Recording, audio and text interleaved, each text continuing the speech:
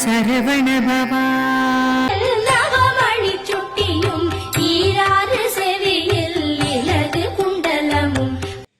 நமது வாழ்க்கையில் நமது தாய்மார்கள் தனது மகனுக்கு என்ன பிடிக்கும், தனது மகளுக்கு என்ன பிடிக்கும், தனது கணவருக்கு என்ன பிடிக்கும் என்று பார்த்து பார்த்து செய்வார்கள். ஆனால் தனக்கு என்ன பிடிக்கும் என்று ஒருபோதும் நினைத்து கூட பார்க்க மாட்டார்கள். இவர்கள் வாழ்நாள் முழுவதும் இப்படியே வாழ்ந்துவிட்டு செல்கிறார்கள். அதனால்தான் அன்னையைப் போல் ஒரு தெய்வமில்லை என்று இறையருளே அருளுகின்றது.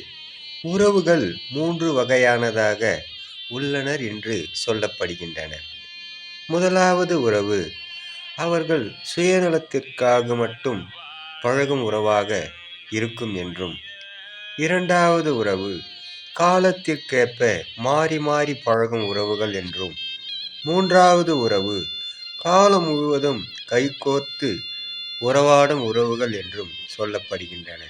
உறவுகள் மேம்பட உள்ளத்தில் முருகன் அமர்ந்தால் உறவுகள் உன் வசப்படும் என்று சொல்லப்படுகின்றன. அதுவே முருகனின் அருள்நிலையாகும். நமது வாழ்க்கையில் நாம் சொல்லும் பெரிய பொய் எல்லாம் சரியாகிவிடும் என்பதுதான். ஆனால் அது உண்மை அல்ல. எல்லாம் பழகிவிடும் என்பதே மெய்யான சொல்லாகும். அதேபோல் கோபம் தேவைப்படும் போது கேடயமாக இருக்கலாம்.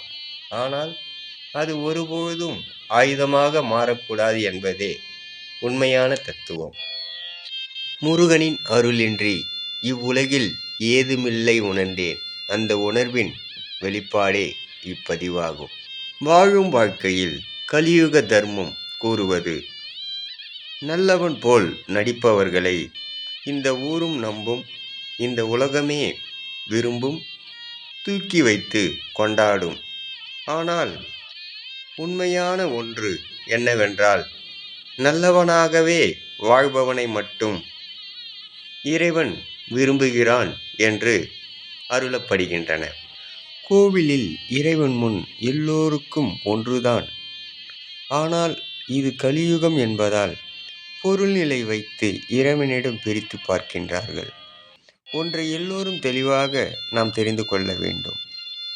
கோயிலின் தலைவாயில் நுழையும் போது வெளியே காலணியை கழட்டி விடுவது போல் தனது நிலையை மறந்து இறைவன் நிலைக்கு எல்லோரும் ஒன்றுதான் என்று செல்ல வேண்டும்.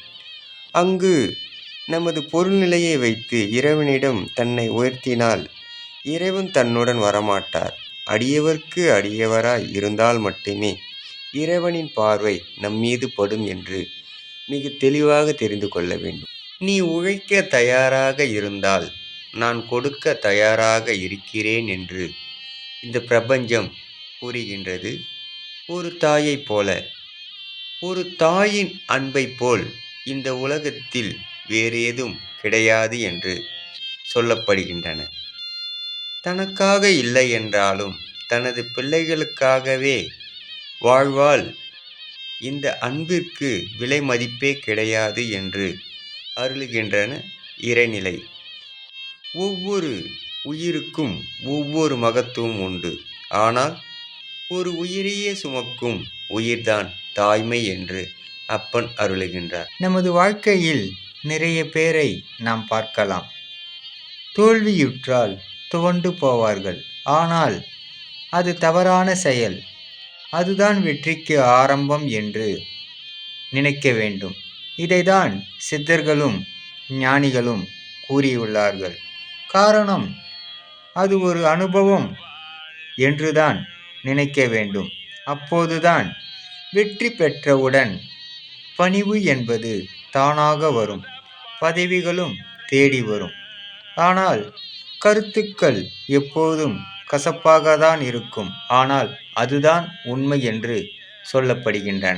சந்தோஷமாகவும் நிம்மதியாகவும் வாழ எளிய வகை 5 வழிகள் சொல்லப்படுகின்றன. 1.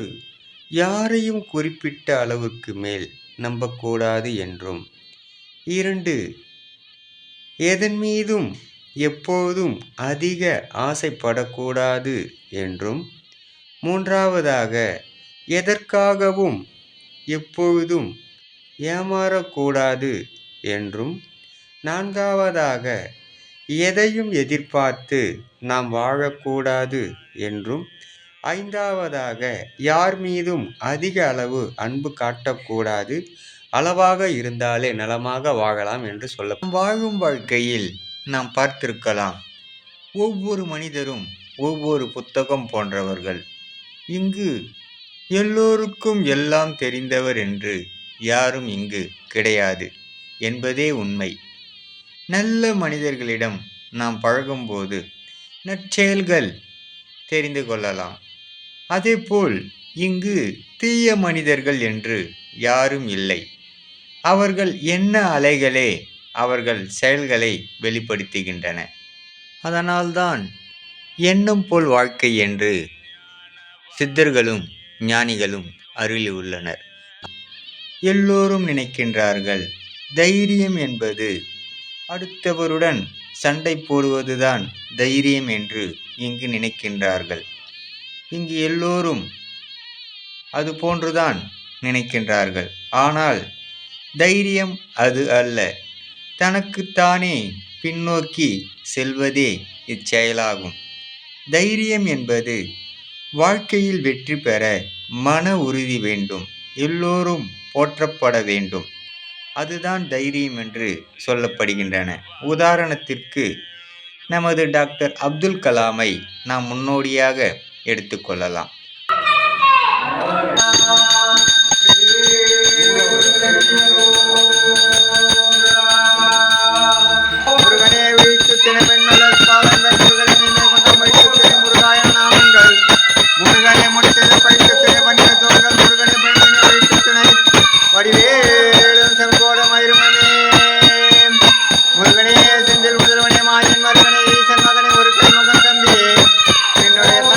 எப்பொழுது நம்பியே நாளென் செய்யும் நானின் செய்யும் நாடி வந்த கோலன் செய்யும் கொடுங்கூற்று என் செய்யும் குமரேசர் தாளும் செலவும் தலங்கும் தந்தையும் தோழர் சண்முகமும் கடம்பம் எனக்கு முன்னே வந்து தோன்றினே. உருவாய் அருவாய் உலதாய் இளதாய் மறுவாய் மலராய் மணியாய் ஒளியாய் கருவாய் உயிராய் கதியாய் விதியாய் குருவாய் அருள்வாய்